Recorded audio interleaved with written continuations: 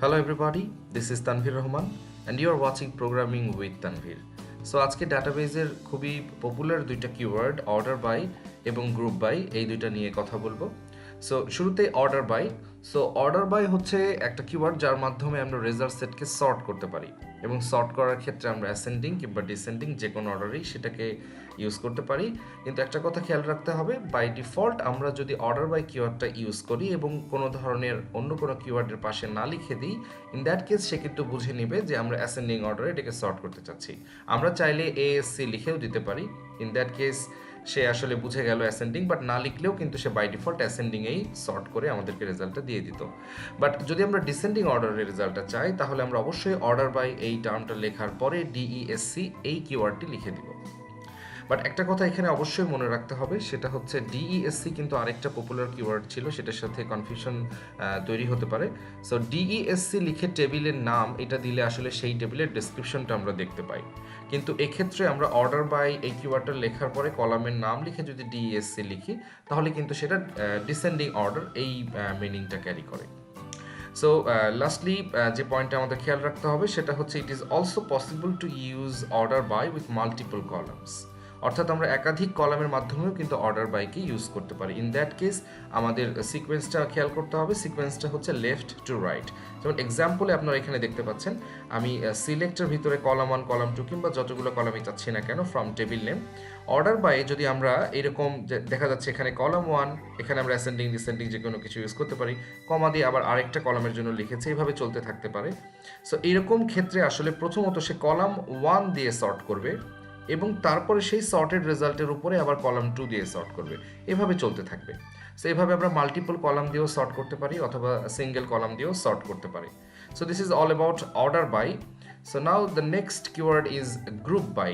So group by কিওয়ার্ডটা দিয়ে আসলে আমাদের টেবিলের যে রেকর্ডগুলো সেগুলোকে আমরা গ্রুপ করতে পারি, এবং গ্রুপটা আসলে করতে পারি কিসের ভিত্তিতে, সেটা হচ্ছে কলামসের ভিত্তিতে। আমরা বলে দিতে পারি সেক্ষেত্রে একটা কলাম দিয়েও আমরা গ্রুপ করতে পারি কিংবা মোর দ্যান 1 কলাম দিয়েও আমরা গ্রুপটা করতে পারি। এখানে একটা কথা খুবই গুরুত্বপূর্ণ, সেটা খুব মনোযোগ দিয়ে খেয়াল করবেন, সেটা হচ্ছে group by clause returns 1 row for each group. অর্থাৎ আমরা যতগুলো গ্রুপ পাবো প্রত্যেকটা গ্রুপের জন্য কিন্তু অ্যাট মোস্ট একটা রেকর্ড আসবে, অর্থাৎ একটাই রেকর্ড আসবে প্রত্যেকটা গ্রুপের জন্য। যদি আমার 3টা গ্রুপ পাওয়া যায় তাহলে 3টা রেকর্ড আসবে, যদি 10টা গ্রুপ পাওয়া যায় 10টা রেকর্ড আসবে রেজাল্ট সেটে, এটা খেয়াল রাখতে হবে।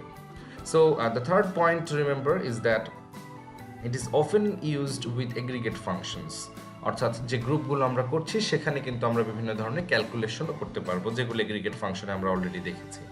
সো এক্সাম্পলে আপনারা দেখতে পাচ্ছেন আমরা এখানে সিলেক্ট কোয়েরিতে যে কলামগুলো চাচ্ছি সেগুলো লিখেছি। এখানে কোনো এগ্রিগেট ফাংশন আমরা ইউজ করতে পারি, from table name, where condition যদি থাকে, এবং পরবর্তীতে গ্রুপ বাই আমরা বলে দিচ্ছি কোন কোন কলামের দ্বারা আমরা গ্রুপটা করতে চাচ্ছি।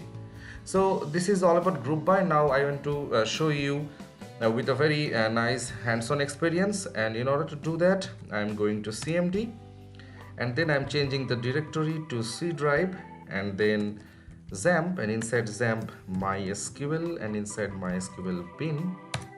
So inside this folder I want to connect with MySQL. So MySQL, then user is root and password is null and host is localhost. So password was empty, so I'm leaving the field as it is. Now the database name was pwt. So এখানে একটা কথা আমি বলতে চাই, সেটা হলো আমি সময় বাঁচানোর জন্য আসলে অলরেডি ডাটাবেজের মধ্যে বেশ কিছু টেবিল এবং তার ভিতরে ডাটা অলরেডি ইনসার্ট করে রেখেছি, এবং সেটা আমি এখন দেখাচ্ছি আপনাদেরকে। যেমন একটা টেবিল ছিল, আমি যেটা রিক্রিয়েট করেছি সেটা হলো স্টুডেন্ট টেবিল। সো স্টুডেন্ট টেবিলটার আমরা ডেসক্রিপশনটা দেখে আসি। সো ডেসক্রিপশনটা হচ্ছে আমরা দেখতে পাচ্ছি এখানে আইডি, নেম, ইমেল অ্যাড্রেস এবং এজ, এখানে টোটাল 5টা কলাম আছে, এবং ভ্যালুগুলো একটু দেখে আসি। So select star from student. So দেখতে পাচ্ছি এখানে প্রায় 1 2 3 4 5 6 7 7টা রেকর্ড আছে স্টুডেন্ট টেবিলে। সো প্রথমত অর্ডার বাইটা দেখাচ্ছি। ধরা যাক আমরা চাচ্ছি এজ দিয়ে রেজাল্টগুলোকে সর্ট করতে। সো আমি একই কোয়েরিটা আরেকবার লিখবো। So select star from student এবং শেষে লিখে দিব order by let's say age.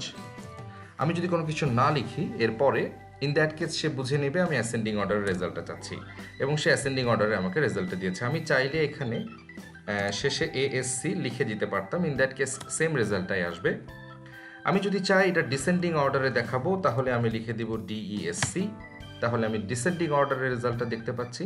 আমি যদি মোর দ্যান ওয়ান কলাম দিয়ে এটাকে অর্ডার করতে চাই, ধরা যাক আমি চাচ্ছি অ্যাড্রেস এবং এইজ, এইভাবে। সো প্রথমত আমি চাচ্ছি অ্যাড্রেস দিয়ে অর্ডার বাই ADDRESS, অ্যাড্রেস দিয়ে অ্যাসেন্ডিং অর্ডারে সর্ট হবে, এবং এইজ দিয়েও ধরা যাক আমি অ্যাসেন্ডিং অর্ডারে চাচ্ছি। সো এখানে ASC লিখে দিলাম। সো দেখা যাচ্ছে প্রথমত যেহেতু আমি অ্যাড্রেস লিখেছিলাম, সো শুরুতে সে অ্যাড্রেস দিয়ে সর্ট করেছে, এবং এই অ্যাড্রেসের মধ্যে সে আবার এজ দিয়ে সর্ট করেছে। আপনারা দেখতে পাচ্ছেন এখানে অ্যাড্রেসের এগেনস্টে প্রথমে 18.5, আবার 18.5, এরপরে 20, এরপরে 22, এরপর খুলনা 24, তারপর সিলেট। এখানেও কিন্তু সর্টিং, এখানেও সর্টিং। আমরা যদি এই অর্ডারটাকে একটু চেঞ্জ করে দিই, যেমন আমরা যদি প্রথমে বলি এইজ ডিসেন্ডিং, এবং পরবর্তীতে যদি আমরা বলি যে address ascending, so in that case সে কিন্তু শুরুতে এইজ দিয়ে সর্ট করেছে, এবং সেই এইজের মধ্যে সে অ্যাড্রেস দিয়ে সর্ট করেছে। সো 18.5 এর জন্য সে এখানে ঢাকা বাংলাদেশকে পেয়েছে, 20-র জন্য সে ঢাকা বাংলাদেশ, 22-র জন্য ঢাকা বাংলাদেশ। তো দেখা যাচ্ছে রেজাল্ট আসলে খুব বেশি একটা ডিফারেন্স আসেনি। ভ্যালুগুলো যদি ওইরকম হতো তাহলে আমাদের রেজাল্টটা ডিফারেন্স অবশ্যই হতো। সো এটা হচ্ছে অর্ডার বাই। সো এখন আমি গ্রুপ বাই চলে যাচ্ছি। ধরা যাক আমি ডিফারেন্ট এইজ গ্রুপ দ্বারা আমি আসলে গ্রুপ করতে চাচ্ছি। সো একই এইজের কতজন আছে সেটা দেখতে চাচ্ছি। সো ইন দ্যাট কেস আমরা যেটা করতে পারি সেটা হচ্ছে সিলেক্ট, আমি ধরা যাক চাচ্ছি এইজ, এই এজের কতজন আছে। সো আমি কাউন্ট করছি স্টার। সো একটা এইজ আসবে এবং সেই এজে টোটাল কতজন আছে সেটা দেখাবে। সো ফ্রম স্টুডেন্ট, এবং পরবর্তীতে আমি লিখে দিচ্ছি গ্রুপ বাই এইজ।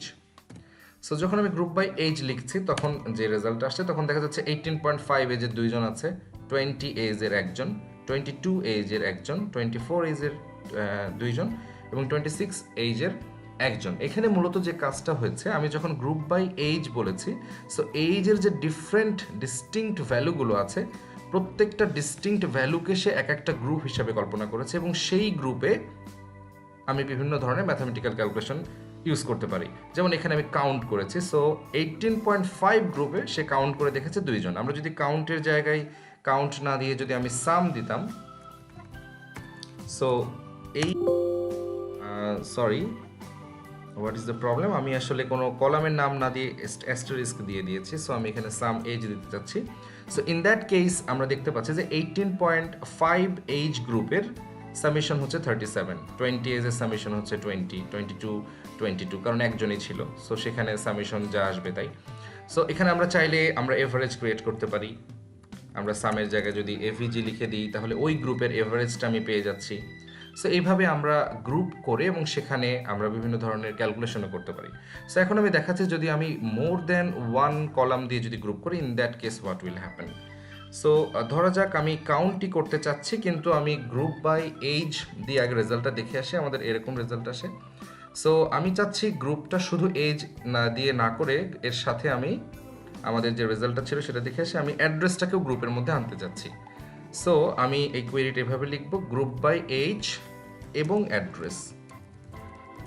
সো দুইটা যে কলাম সেটা দিয়ে আমাদের গ্রুপটা হবে। আমি এখানে সেটাকে রেজাল্ট সেটের মধ্যেও নিয়ে আসি।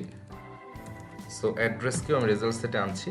তাহলে দেখা যাচ্ছে যে সে 18.5 ঢাকা বাংলাদেশ এই গ্রুপে পেয়েছে 2জন, 20 ঢাকা বাংলাদেশ গ্রুপে পেয়েছে একজন, 22 ঢাকা বাংলাদেশ গ্রুপে পেয়েছে একজন। এখানেই আপনারা খেয়াল করলে ভালো করে বুঝতে পারবেন, আগে কিন্তু 24 গ্রুপে সে 2জন পেয়েছিল, কিন্তু যখন আমি এইজ এবং অ্যাড্রেস দুইটাকে একসাথে করে গ্রুপ করতে বলেছি, তখন সে 24 খুলনা দিয়ে একটা গ্রুপ করতে পেরেছে, সেখানে পেয়েছে একজন, এবং 24 সিলেট দেশে আরেকটা গ্রুপ করেছে, সেখানে পেয়েছে একজন।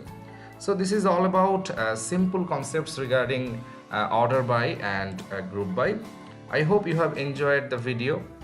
So if it is your first time here and in case you cannot recognize me, this is Tanvir Rahman and you are watching Programming with Tanvir. So I will be with you in the next tutorial. Thank you for watching.